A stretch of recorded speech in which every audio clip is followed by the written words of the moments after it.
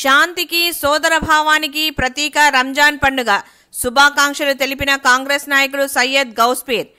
కడప నగరంలో బిల్డప్ వద్ద ఈద్గాలోని ముస్లిం సోదరులు ప్రార్థనలు జరిపారు. ఈ ప్రార్థనలో పాల్గొన్న కాంగ్రెస్ నాయకులు సయ్యద్ గౌస్పీర్ మీడియాతో మాట్లాడుతూ నెల రోజుల కఠోర ఉపవాసాలు ఉన్న ముస్లిం సోదరులు ఈ రోజు రంజాన్ పండుగ సందర్భంగా నమాజ్ కు తరలి వచ్చిన విశేష ముస్లిం సోదరులకు రంజాన్ పండుగ శుభాకాంక్షలు తెలియజేశారు.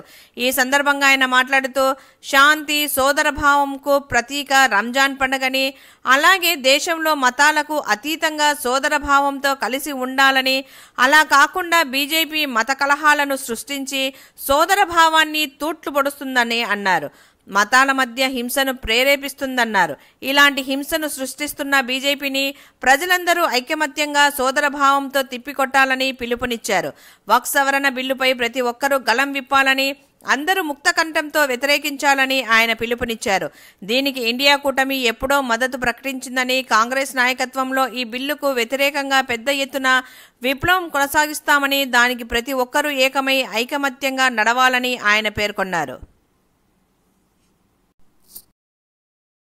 ఇక్కడ కడప బిల్డప్ సర్కిల్ నందు ఉన్న ఈద్గా నందు గొప్పగా ప్రతి సంవత్సరం లాగానే రంజాన్ పండుగ సందర్భంగా ఈద్ నమాజ్ అందరూ జరపడం జరిగింది. అందరు ఇక్కడ రావడం జరిగింది.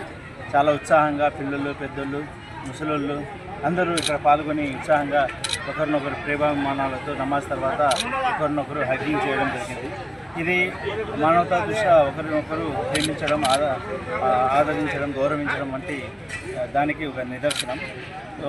ఈ ఈద్గా నందు మత సామరస్యానికి ఒక నిదర్శనంగా అందరూ అన్ని పార్టీ వాళ్ళు కానీ అన్ని కుల మతాల వాళ్ళు కానీ రావడం జరిగింది.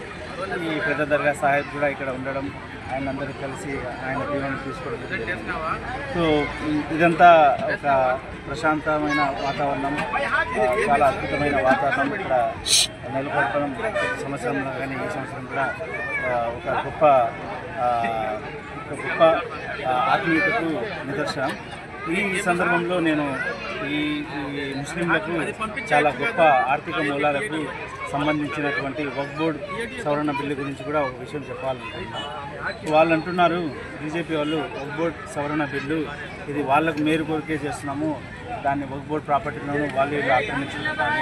ఎవరు ఆక్రమించుకోవడం లేదు. ఒకవేళ ఆక్రమించినా ఇప్పుడుండే 1954 నుంచి ఏదైతే కాంగ్రెస్ సవరణలు చేస్తూ వచ్చిందో ఆ సవరణల ప్రకారం ఎవరు ఆధీనంలో ఆ ప్రాపర్టీలు ఉన్నప్పటికీ ఈరోజు కాకపోయినా రేపు వచ్చేస్తారు.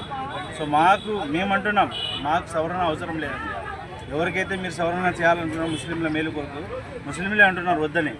సో అటువంటిప్పుడు మీరు ఎక్కువ అభిమానం చూపించి, ఎక్కువ ప్రేమ చూపించి, ఇలా దొంగ ప్రేమ చూపించి దాన్ని లాక్కొని కార్పొరేట్ సంస్థలను ఇచ్చే విధంగా మీరు ప్రయత్నించొద్దని నేను ఈ సెంట్రల్ గవర్నమెంట్ బీజేపీని హెచ్చరిస్తున్నాను.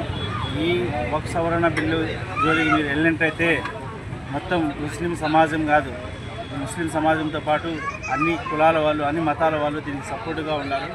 ఇండియా కూటమి ఇదివరకు కాంగ్రెస్తో పాటు కలిసి ఈ సవరణకు వ్యతిరేకంగా గొంతెత్తింది.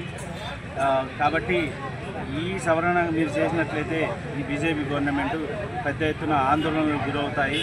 దయచేసి ఈ ప్రాపర్టీ మీద ఆశ పెట్టి ఈ కార్పొరేట్ సంస్థలకు మీరు అట్టగెట్టే విధంగా మీరు చేయొద్దని చెప్తున్నాను. అదేవిధంగా టీడీపీ, వైసీపీ, జనసేన తన వైఖరిని ఇక్కడ చూపెట్టాల్సిన అవసరం ఉంది. ఏమన్నా అంటే అయా మిథున్ రెడ్డి చెప్పినారని వీళ్ళు అంటారు వైసీపీ వాళ్ళు. మిథున్ రెడ్డి వైసీపీ పార్టీకి అధ్యక్షుడు కాదు, ఆయన వ్యక్తిగతంగా చెప్పినాడు. ఆయన ఏదో చెప్పినాడో మేము గౌరవిస్తున్నాము. అదేవిధంగా పార్టీ అధ్యక్షులు చెప్పాలా, జగన్మోహన్ రెడ్డి గారు చెప్పాలా, అదేవిధంగా చంద్రబాబు నాయుడు గారు చెప్పాలా, దాన్ని వ్యతిరేకిస్తున్నామని దాన్ని వ్యతిరేకించాలా. అదేవిధంగా జనసేన పార్టీ పవన్ కళ్యాణ్ గారు కూడా దాన్ని వ్యతిరేకించి ఈ బిల్లును ఎటువంటి పరిస్థితుల్లో కూడా పార్లమెంట్లో రాకుండా చేయాలని కోరుకుంటూ సెలవు.